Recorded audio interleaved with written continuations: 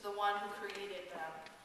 The angels sing high, and the sea monsters sing low, and all of creation, even the sun and the moon and the stars and the mountaintops, they harmonize in gratitude to the one who made them. Every critter, it would seem, does have a place in the choir. Only at the end of the psalm do we discover that even humanity has a role to play.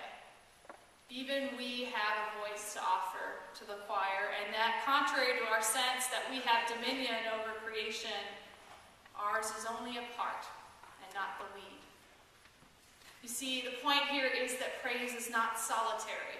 We don't do it alone. We don't do it alone as a species, and we don't do it alone as individuals. Even when we add our own unique voice to the mix, we are always and still just one voice in many. We don't sing alone, and that is good news.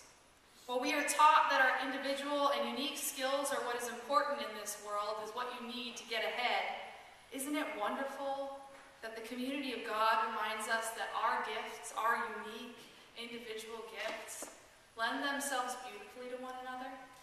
That when we aggregate them together, something more wonderful happens than what we could ever do alone? That when we listen to and for the voices of others, even sea monsters, we will find that the melody we make is infinitely more complex and beautiful than anything we could ever hope to achieve on our own. Sunday worship is just a tiny reminder of that all-important fact that God created us for glory, and that when we are together, we reflect that glory back in ways more beautiful than we could ever imagine. And more than that, when we listen closely, we will discover that praise to God is being sung beyond the boundaries we have constructed. Look at the disciples in Acts. Peter's openness to God's Spirit led him to the recognition that Gentiles, even Gentiles, those outside the house of Israel, us, had a role to play in the community of the risen Christ. Suddenly the choir in Acts was singing harmonies that they never dreamed of. Everything we do in worship, therefore, ought to hearken back to this understanding of praise. That when we gather together, we remember we are here not for us, but we are here to be together praising God. When we confess our sin, we acknowledge that our attempts to go it alone have failed, and that we need God desperately and one another. That when the word is read and proclaimed, we hope that we are left with a deeper sense of God's presence and vision in this community. And when we pray, we turn to God, not to one another, for guidance. And when we sing, it is our hope that we express that which points the spotlight off of us and on to what God is doing. And anything, even me talking, that distracts from that is distraction. Everything else. Friends, I want to close with one more example of what praise looks like.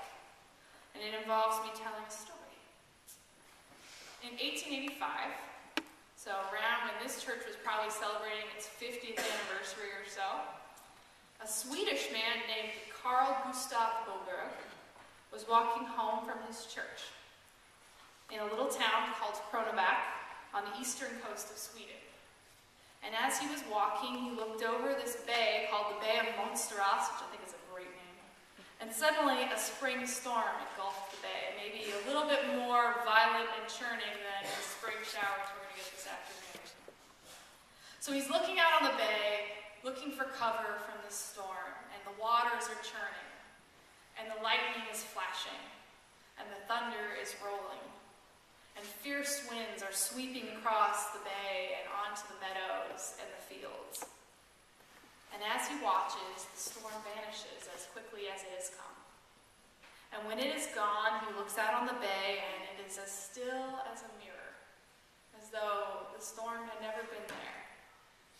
And his ears pricked to the sound of a thrush singing, along with church bells in the distance.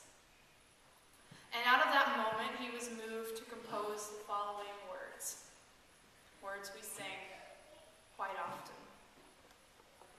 O Lord my God, when I in awesome wonder consider all the worlds thy hands have made, I see the stars, I hear the rolling thunder.